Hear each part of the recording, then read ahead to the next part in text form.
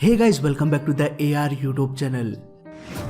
और जून 1997 को Saudi airline Boeing 747 Tambaram Indian air force Chennai के एक छोटे से एयरपोर्ट में फंसा हुआ था, क्योंकि ये एयरपोर्ट बेहद ही छोटा था। आपके जानकारी के लिए बता दूं, बोइंग 747 जैसे बड़े प्लेन्स को लगभग 10,700 फीट रनवे की जरूरत पड़ती है, और अगर प्लेन का वेट कम हो तो ये 8,000 फीट के रनवे से भी टेक ऑफ कर सकता है आसानी से। लेकिन ताम्बरम इंडियन एयरफोर्स का रनवे सिर्फ 4,965 फीट ही था। क्या ये विशाल प्लेन कभी इस छोटे से रनवे से टेक ऑफ कर पाया? इस सवाल से पहले हमारे दिमाग में ये सवाल आना चाहिए कि अगर ये रनवे इतना ही छोटा था तो फिर इतना बड़ा प्लेन आखिर यहाँ पर लैंड कैसे किया? क्या है इसके पीछे की पूरी कहानी? आइए जानते हैं इस वीडियो में। जून 1997 सऊदी एयरलाइन 330 पैसेंजर्स और 17 क्रू मेंबर्स को लेके चेन्नई इंटरनेशनल एयरपोर्ट की तरफ आ रहा था। मौसम बेहद ही साफ था। सैकड़ों फीट की ऊंचाई से भी एयरपोर्ट को साफ साफ देखा जा सकता था। दोस्तों, चेन्नई एयरपोर्ट में 2 रनवेज है। मौसम इतना साफ था कि पायलट दोनों ही रनवेज के नंबर्स को देख पा रहा था, इसीलिए पायलट ने मैन्युअली ही लैंडिंग कराना उचित समझा। ATC ने पायलट को एयरपोर्ट का एक चक्कर लगाने को कहा और साथ ही साथ रनवे 05 पर लैंडिंग की तैयारी करने के लिए कहा। सऊदी एयरलाइन अब चेन्नई के आसमान में चक्कर लगाने लगा और यहीं पर एक बड़ी गलती हो गई। दरअसल पायलट चेन्नई एयरपोर्ट के चक्कर काटते काटते प्लेन को पास के ही ताम्बरम इंडियन एयरफोर्स के एरिया में ले गया। अब क्योंकि ये air force base Chennai international airport के बेहद नजदीक था, इसीलिए पायलट ने ये नोटिस भी नहीं किया कि ये चेन्नई इंटरनेशनल एयरपोर्ट नहीं है, और वो एयरफोर्स के रनवे पर ही प्रिपेयर करने लगा लैंडिंग करने के लिए। दोस्तों, जब पायलट किसी अनजान एयरपोर्ट में चले जाते हैं जहां उन्होंने पहले कभी टेक ऑफ या लैंडिंग नहीं किया हो, तो ऐसे केस में उन्हें आसपास के एरिया का ज्ञान नहीं होता। बात करें चेन्नई इंटरनेशनल एयरपोर्ट की, तो इसके ठीक सामने इंडियन एयरफोर्स का एयरपोर्ट था, जो दिखने में बिल्कुल ही चेन्नई इंटरनेशनल एयरपोर्ट के जैसा दिखता था। दोनों ही एयरपोर्ट्स में 2-2 रनवे बनाया गया था और दोनों के रनवे का डायरेक्शन भी सेम था। इतना ही नहीं, रनवे पर लिखा नंबर भी सेम था। सिर्फ एक रनवे का नंबर अलग था, और वो भी सिर्फ 20 डिग्री।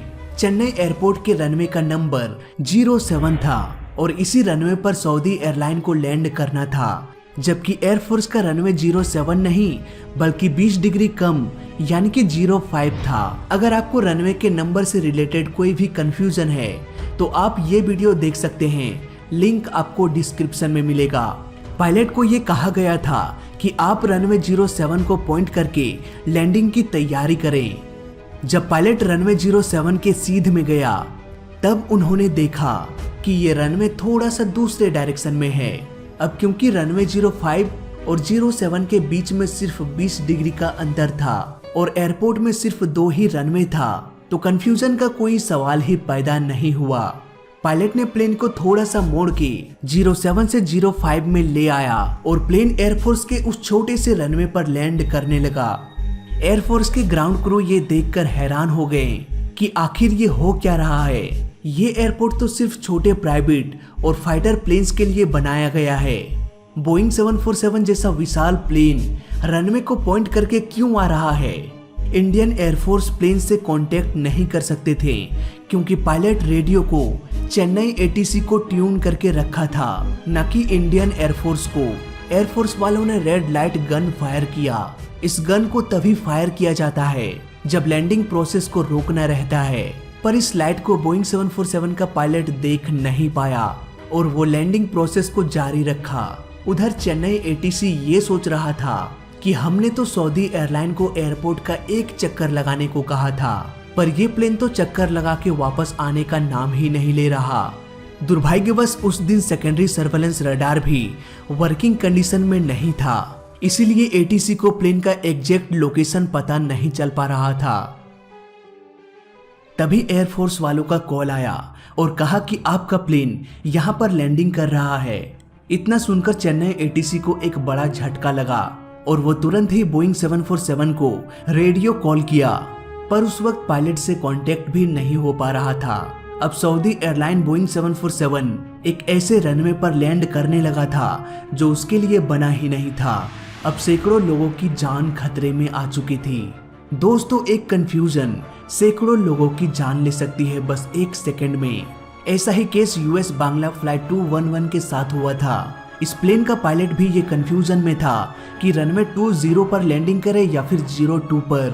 सऊदी एयरलाइन के पायलट के साथ भी कुछ ऐसा ही होने लगा था।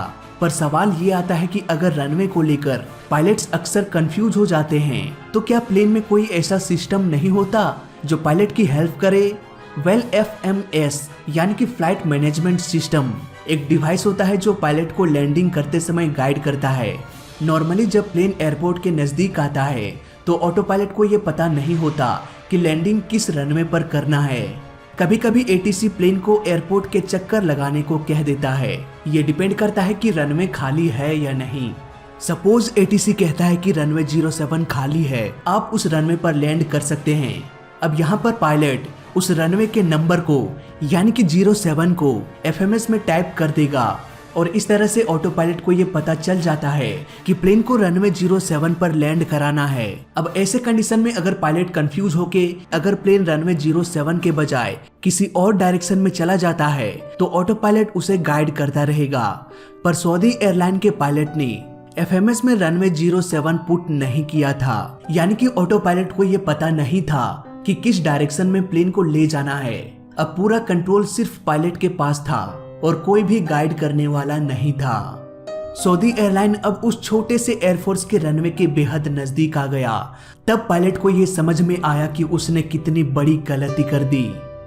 अब पायलट के पास सिर्फ 2 ही रास्ता बचा था। पहला रास्ता, प्लेन रनवे पर टचडाउन करते ही थ्रस्ट लीवर को बढ़ा देना, जिससे प्लेन का स्पीड बढ़ने लगेगा और प्लेन को रोकने के बजाय इसे वापस से टेक ऑफ करा देना। लेकिन अगर टचडाउन के समय प्लेन का स्पीड बेहद धीमा हो गया हो तब ऐसा करना सही नहीं होता। पर सऊदी एयरलाइन के पायलट ने दूसरा रास्ता चुना और मुझे लगता है ये रास्ता सही था। प्लेन रनवे पर टचडाउन करते ही पायलट ने फुल रिवर्स थ्रस्ट का इस्तेमाल किया और मैक्सिमम डिस्क ब्रेक का इस्तेमाल करते हुए प्लेन को धीमा करने की कोशिश करने लगा। मैक्सिमम ब्रेक का इस्तेमाल करने से प्लेन का टायर्स बुरी तरह से रगड़ खाने लगा और प्लेन अनबैलेंस होते हुए रनवे से बाहर जाके रुक गया। यहाँ पर पायलट को नहीं पता था कि रनवे की लंबाई कितनी है। अगर वो टचडाउन के बाद वापस से प्लेन का स्पीड बढ़ा के प्लेन को टेक ऑफ कराने की कोशिश करता तो हो सकता था वो उतना स्पीड गेन नहीं कर पाता और प्लेन रुकने के बजाय किसी बिल्डिंग से टकरा जाता। ऐसा करने से सबकी जान जा सकती थी। दोस्तों, आपके जानकारी के लिए बता दूं, प्लेन को टेक ऑफ कराने के लिए अधिक लंबे रनवे की जरूरत पड़ती है, जबकि उसी प्लेन को लैंड कराने के लिए कम रनवे में भी गुजारा चल जाता है, क्योंकि आजकल के एडवांस प्लेन्स में एंटी स्किड सिस्टम इंस्टॉल किया जाता है जो कि लैंडिंग डिस्टेंस को छोटा कर देता है। इसीलिए आजकल के आधुनिक प्लेन्स में फुल रिवर्स थ्रस्ट का इस्तेमाल बहुत कम किया जाता है, क्योंकि व्हील का ब्रेक पैड ही इतना पावरफुल होता है कि फुल रिवर्स थ्रस्ट की जरूरत ही नहीं पड़ती। वहीं अगर हम बात करें पुराने प्लेन्स की तो उन प्लेन्स में ब्रेक पैड उतना स्ट्रॉन्ग नहीं होता, इसीलिए उन्हें अधिक रिवर्स थ्रस्ट का इस्तेमाल करना पड़ता है। हालांकि सऊदी एयरलाइन के इमरजेंसी लैंडिंग में सभी लोग सुरक्षित बच गए, लेकिन एक बड़ी समस्या ये हो गई कि चलो ये किसी तरह से लैंड तो कर गया, लेकिन अब क्या करें? कैसे इस प्लेन को वापस इंटरनेशनल एयरपोर्ट पर ले जाएं? इतने छोटे से रनवे से होकर ये प्लेन टेक ऑफ कैसे करेगा? उधर इंडियन एयरफोर्स वाले भी सऊदी एयरलाइन को फोर्स कर रहे थे कि जल्दी से अपने प्लेन को ले जाओ, पर आखिर इसको ले जाएं तो कैसे? इतने बड़े प्लेन को उठा के किसी ट्रक में तो नहीं ले जाया जा सकता। इस समस्या का समाधान करने के लिए एक मीटिंग अरेंज किया गया। कुछ लोगों ने कहा इसके विंग्स को खोल के इसे ट्रक में लोड करके ले जाया जा सकता है। ऐसा करना तो सही था, लेकिन ऐसा करने से समय और पैसे की बर्बादी होती और दिन ब दिन सऊदी एयरलाइन को ये नोटिस मिल रहा था कि जल्दी से एयरपोर्ट को खाली करो। फाइनली ये डिसीजन लिया गया कि किसी भी तरह से इस प्लेन को टेक ऑफ कराना ही पड़ेगा और कोई भी रास्ता नहीं है। फिर क्या था? प्लेन में बेहद कम फ्यूल भरा गया ताकि प्लेन का वेट ना बढ़े। प्लेन के कैबिन में ऑलमोस्ट हर एक पार्ट को रिमूव कर दिया गया। प्लेन के एसीज को हटा दिया गया, सीट्स को हटा दिया गया और जितना संभव हो सके इसे खाली कर दिया गया। अब इंतजार था तो सिर्फ हवा के बहाव का।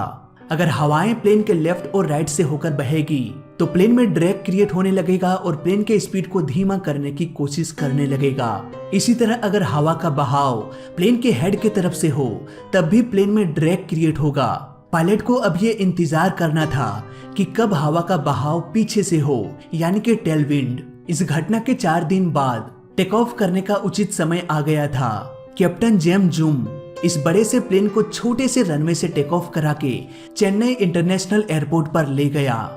जैसा नाम वैसा ही काम, कैप्टन जेम्स जूम। इस काम को करने के लिए कैप्टन को ढेर सारा पैसा भी मिला होगा, क्योंकि अगर ये प्लेन टेक ऑफ ना कर पाता तो पायलट की जान भी जा सकती थी। ताम्रम इंडियन एयरफोर्स ने सऊदी एयरलाइन का पार्किंग चार्ज के तौर पर 3,23,47,998 रुपए और 24 पैसे चार्ज किया। अगर हम आज के रुपीस में कंपेयर करें तो फिलहाल इस वीडियो में अभी तक के लिए बस इतना ही।